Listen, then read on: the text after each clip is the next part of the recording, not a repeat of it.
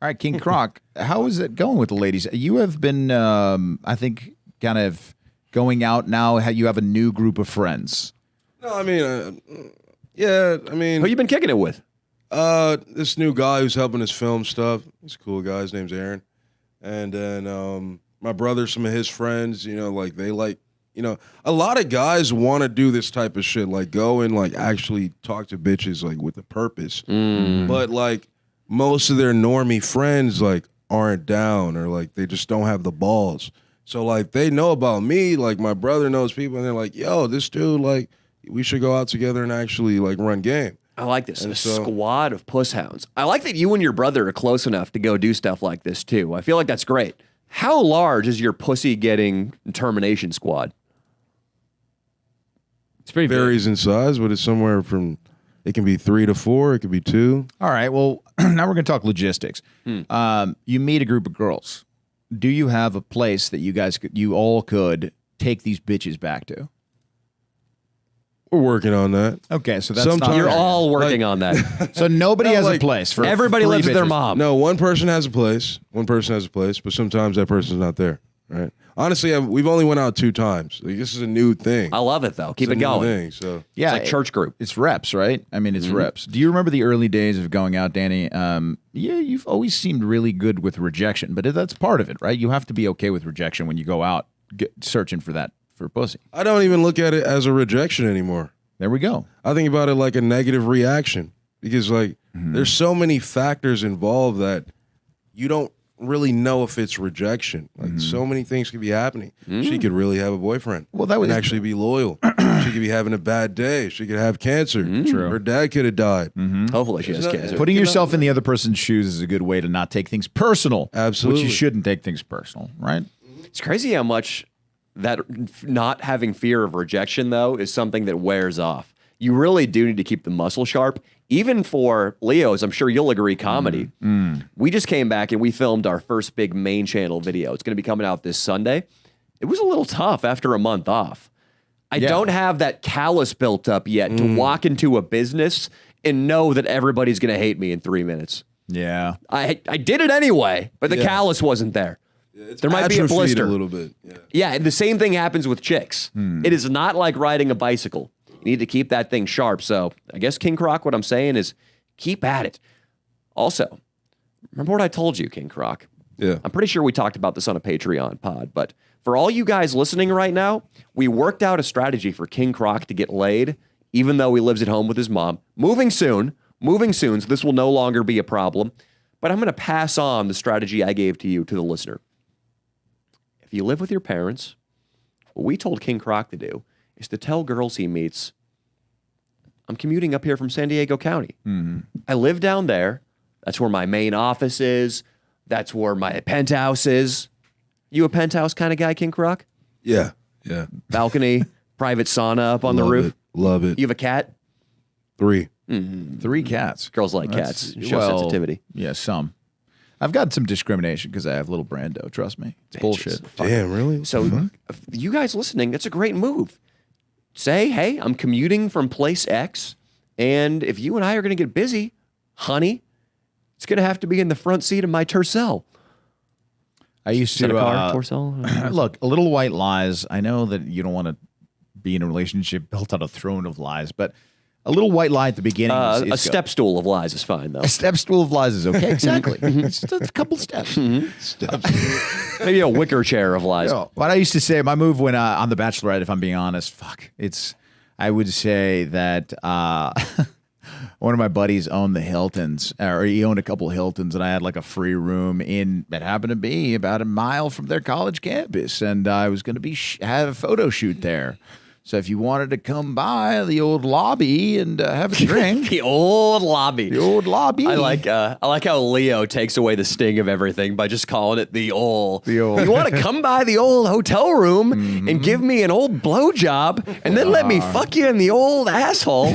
Well, that would really make me happy. You scumbag. Yeah, I mean, yeah, I would do that. So let's break down what of that was true and what was bullshit.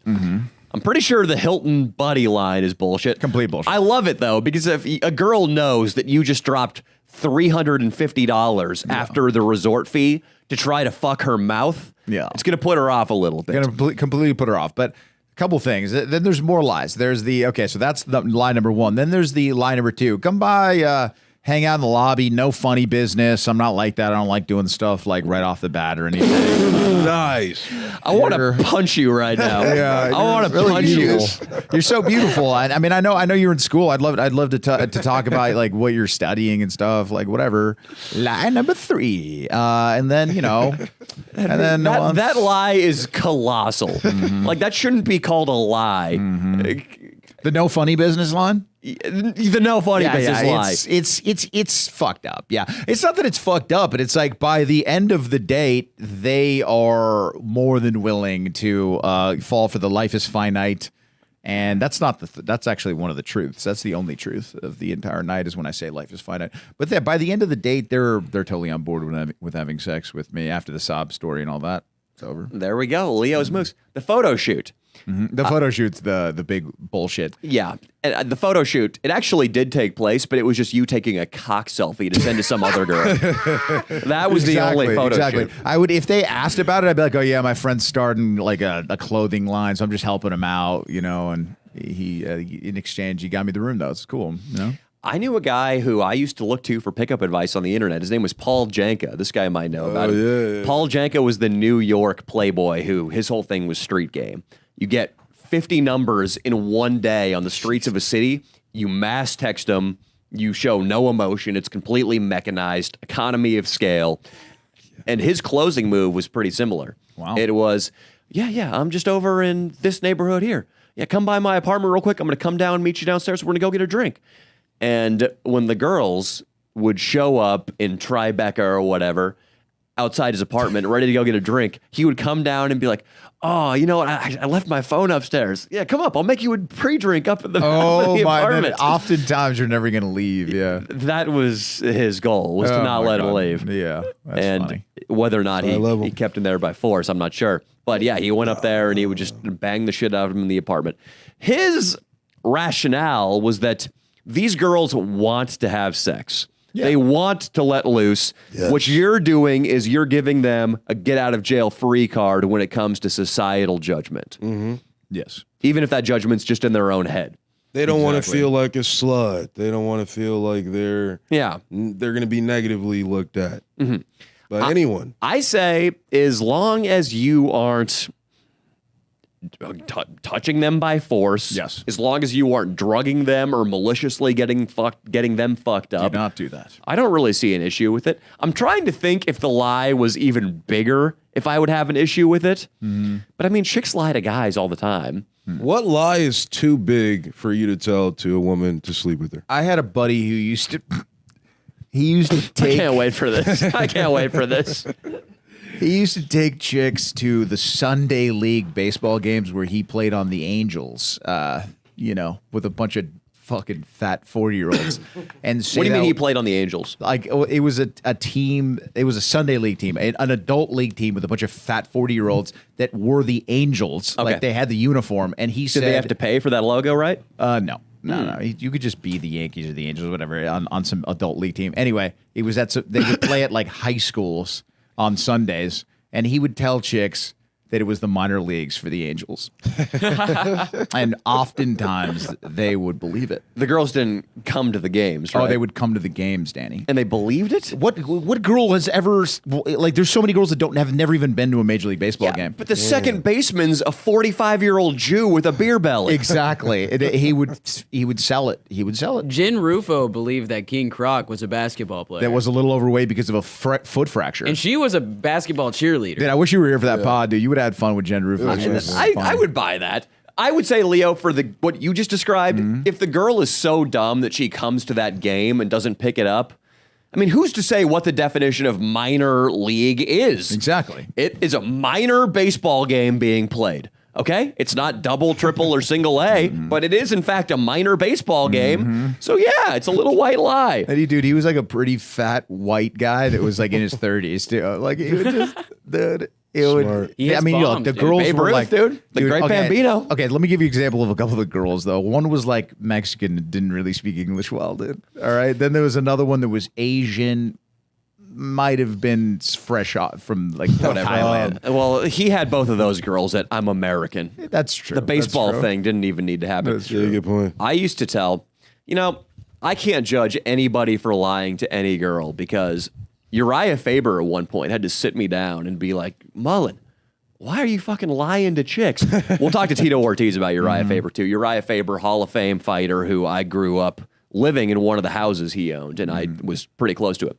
He Pretty sat me badass, down. by the way. What's that? Pretty badass, by the way. Just Yeah, he's the man. I love dude. that he was like the biggest ladies man in UFC too. Pretty much Number one pimp. that's Had to so have been. funny. That's so funny. Huge puss hound and my primary role model in life after my father. So yeah, it led me to do some questionable stuff Hey, when I was that's in college. something I don't really talk about, but everybody needs that one like ladies man mentor, man. Is you all That's you, everybody Leo. needs it. Well, hopefully, yeah. Thank you to you guys. Yeah, it's Yeah, not to working you and well. King It's Croc. not working well. Well, they don't like pussy yet. I still have to wait for the testosterone to creep up on these fuckers. But So get continue. this. I had two big lies I would tell.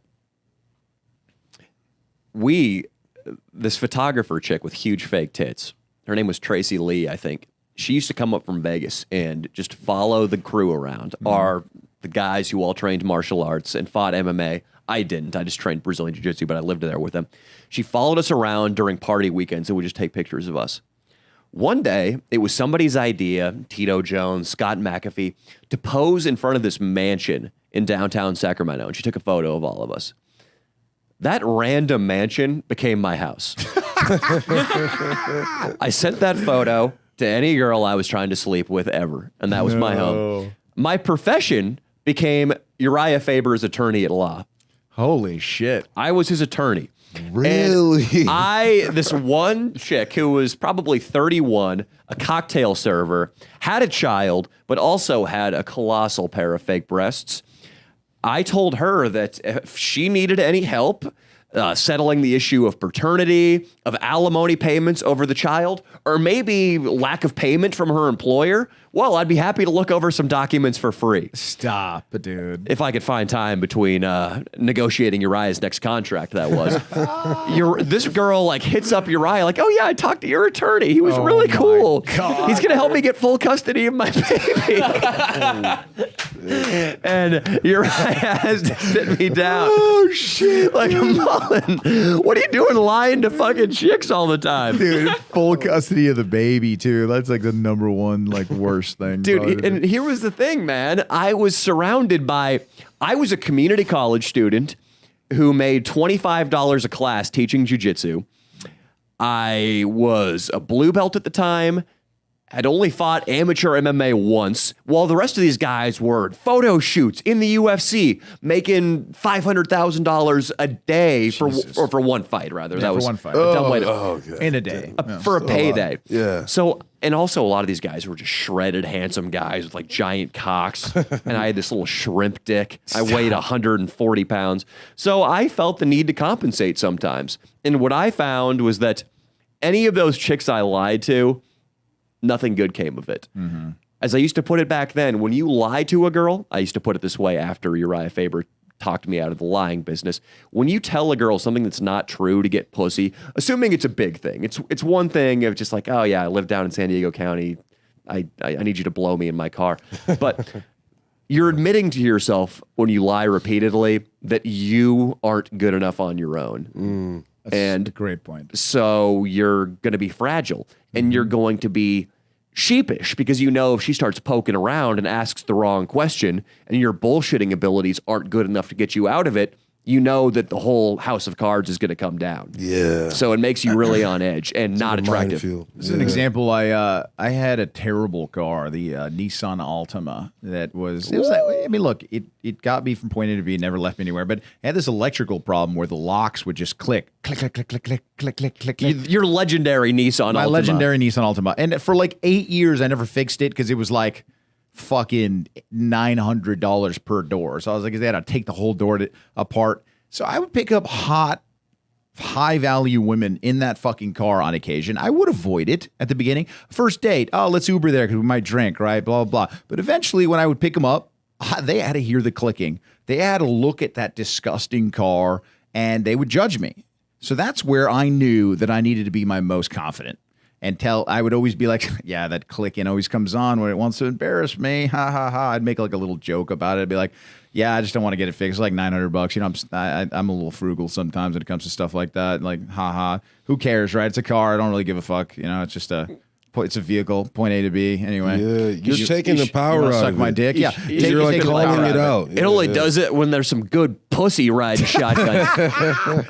Good pussy alert. Good pussy alert. Dude, it was really annoying. I hated it, but you know, when I stopped giving a fuck about it, it really didn't matter. And I've taken note that a lot of dudes that I know that get a lot of pussy have a shitty car because it really doesn't matter. And Leo, how many sucks do you think you managed to rack up in that vehicle? I mean, I'm not even probably in the 8 years I had it, close to 100. If I'm being honest, I think we need to put its oil filter up in the rafters. We need to retire that sucker. I love that car. You should have kept a keepsake about I it. should have kept something.